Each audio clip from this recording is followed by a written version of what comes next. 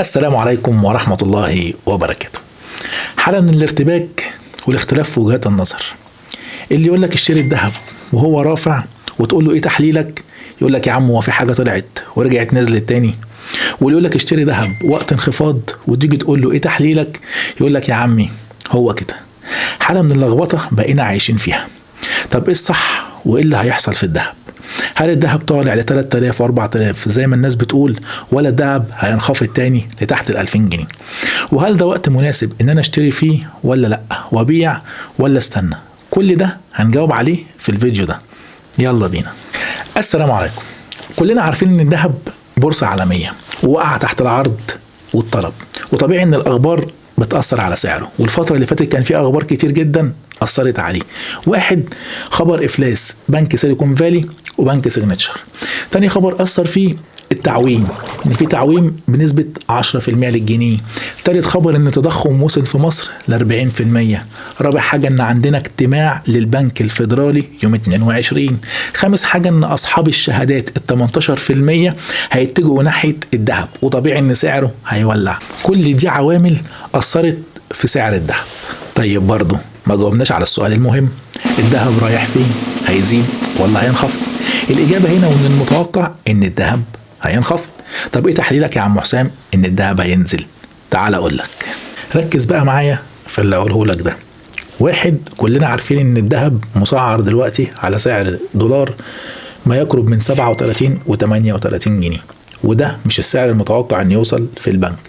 السعر المتوقع يوصل في البنك أقصى حاجة ليه 35 جنيه، فطبيعي إن لما يتم التعويم الرسمي ويبقى في البنك 35 جنيه، الذهب هينزل ل 35 أو ل 36، فطبيعي إنه ينزل. لكن دلوقتي سعره عالي جدا والشراء فيه مخاطرة.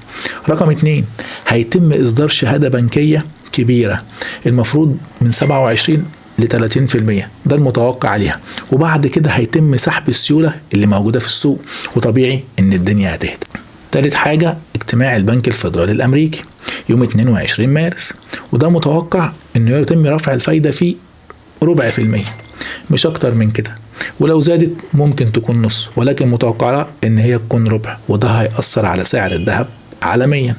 رابع حاجة، هيتم السيطرة على البنوك اللي فلست، ومن ضمنهم بنك كريدي سويس اللي مجموعة UBS السويسرية هتخش تاخده من مليار ل 2 مليار دولار.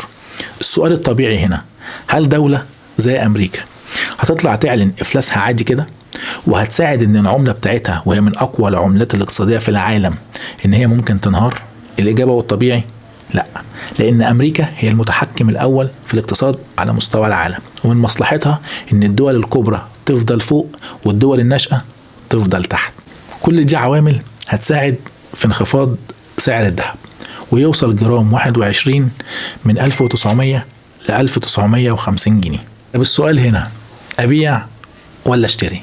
الفترة دي ممكن تكون مش مستحب إن احنا نشتري فيها. ليه؟